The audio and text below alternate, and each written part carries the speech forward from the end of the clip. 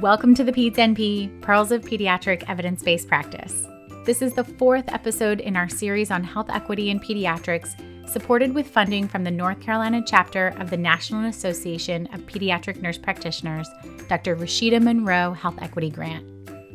I'm your host, Dr. Becky Carson, pediatric nurse practitioner and assistant professor at the Catholic University of America. This series is geared toward providing pediatric providers with the tools they'll need to be allies in practice for the diverse children we serve.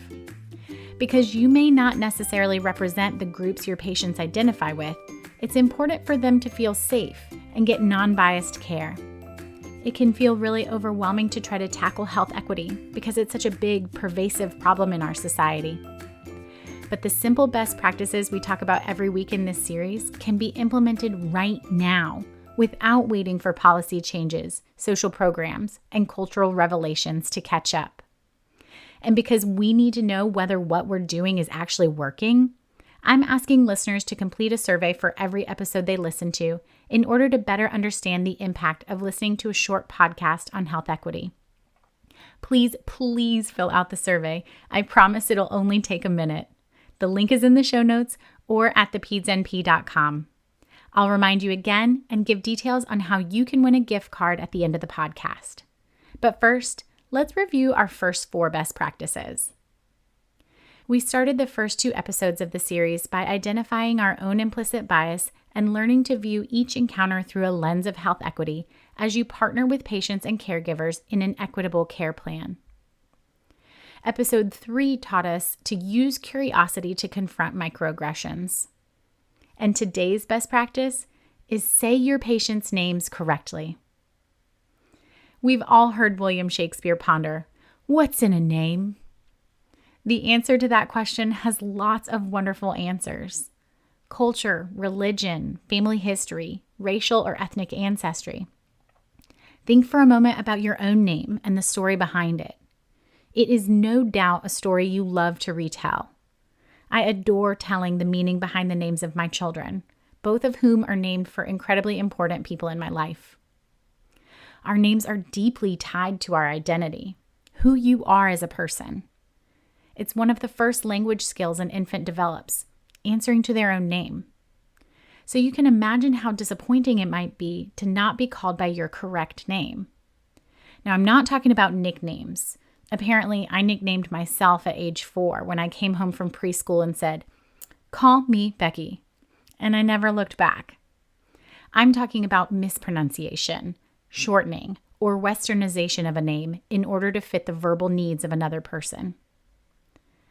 I was catching up with one of my best friends who was born and raised in West Virginia with parents who are from India. I remember the day I met her over 10 years ago and how she taught me to say her name with a common English rhyme. I asked her what it was like growing up with a name that was tied to her Indian identity, but difficult for others to pronounce. She told me that she always found workarounds, like the rhyme, and she was really understanding of mispronunciations because she works in a diverse setting with a lot of uncommon names that she has difficulty pronouncing too. And although she didn't have major problems with her name, she shared stories of some friends who felt the deep impact of mispronunciations. One of her friends has a name that rhymes with a vulgar English word, and she was teased as a child. Even today, mispronouncing her name can get her fired up and derail a conversation. She told me about another friend who, as an adult, felt like she was getting treated differently because of the complexity of pronouncing her name. So she legally changed her middle name to Elizabeth and started going by it in college. But now she's grappling with the repercussions of that decision because she's lost a piece of herself. You see, in some Indian naming conventions, the father's first name is often placed as the middle or last name of the child. So now she's lost that piece of her family amidst the pressure she felt to fit into a society that didn't appreciate her culture, heritage, and person. Have you ever been called the wrong name? What did that feel like? Was it offensive? Annoying? Judgmental? Did you correct the offender?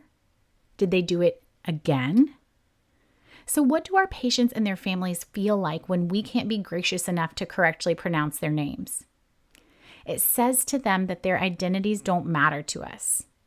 It says that we don't appreciate their family history and culture.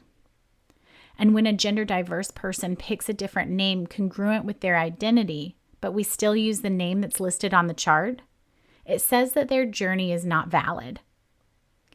Mispronunciation becomes a microaggression and undermines who a person is, the groups they identify with, and where they come from.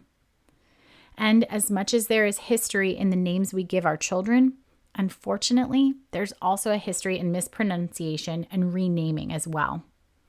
Enslaved people were stolen from their homes and renamed to have European-sounding names and forced to take the last name of their slave owner. So many African Americans renamed themselves after emancipation as a way to regain their identities. African Americans, Native Indigenous Americans, immigrants, and other people of color may experience other forms of racism with renaming, westernizing, or shortening names to fit an Anglo-normative naming pattern. It's no coincidence that people from these historically marginalized communities are also more likely to experience health disparities. Part of the journey to health equity that we have to take with our patients is helping them keep their identity in their names. So, how can you do this? There are several best practices for both patient encounters and in other professional settings. As you introduce yourself, ask the child who they brought with them today. Find out how children and their caregivers like to be addressed. And when in doubt, err on the side of formality. We have a tendency to refer to the people in the room as mom or dad. But in a world with so many ways to create a modern family, let's stop making assumptions and instead leave the question open-ended. What may I call you? When you struggle with pronunciation, ask the patient to say it first and then invite them to correct you. Did I say it correctly? Say it again 2 or 3 times if you need to. Then document the name they go by and the pronunciation in the EMR. You can put sticky notes with a phonetic pronunciation or their nickname on the demographics page or in the social history. I like to start my notes with their name too, as a reminder and to personalize the visit. For your colleagues, pay attention to how they introduce themselves. And again, err on the side of formality and politeness, including members of the team who do not have doctorates. Finding out what courtesy title your teammates use is a best practice, just like asking a person's pronouns. I won't get into the issue of doctorally prepared nurses in the clinical setting in this episode, but in an academic setting, the formal title should be given to your colleagues until they tell you to address them in a different way, like by their first name. I want to finish with a story about a patient I cared for when I was a nurse. Obviously, I've changed the name for HIPAA reasons, but I made up a name with a similar wordplay so that you can recognize the phonetic congruence. So one morning, I was working in the pediatric cardiac ICU, and I admitted a newborn African-American male with a congenital heart defect straight from labor and delivery. Because the mother was still recovering in the delivery room, he came unaccompanied, just with the paperwork. His ankle bracelet had mom's name on it, but he also had a document saying what his name would be. There was just one problem with the name. There were no vowels in it. Instead, an apostrophe split the middle of the name. When the mom arrived at the bedside later, I asked how she pronounced his name. She was instantly, visibly irritated. She rolled her eyes, sucked her teeth, and said, "Exactly how it's spelt." And I looked at her blankly and said, "Well, I just want to pronounce it the way you do. Can I hear how you say it?" And she repeated through gritted teeth, "Exactly how it's spelt. K-V-N. Kavian." I couldn't blame her for being annoyed. There I was with the most classic white girl name, Becky, undermining the pronunciation of her black baby boy's name in a city with a lot of racial disparities. Could she trust me? I felt the tension, so I just let her spend time with her newborn. But using the health equity lens, I understood that she named her child in the style of the community that was going to help her raise him. And I deeply respected both the history and experience of the mom. So when she came back from lunch, he was bathed, wearing a cute little hat, and in a precious swaddle with the monitor cords and lines sticking out the bottom. I had also made a cute sign with his name in foam letters for the foot of the bed. She came to the bedside and I told her, "Kavian had a nice little nap and now is starting to wake up. Would you like to hold him?" She instantly warmed. From there, we had a wonderful relationship in the many days before and after his cardiac surgery. There's a lot packed into a story like that. Lots that I did and didn't do. When you have a patient whose name stumps you, lead with humility, open to correction. Apologize for your missteps when you mispronounce or mislabel a child or their caregiver.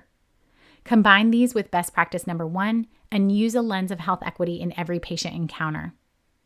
And be a champion of the child and family's identity.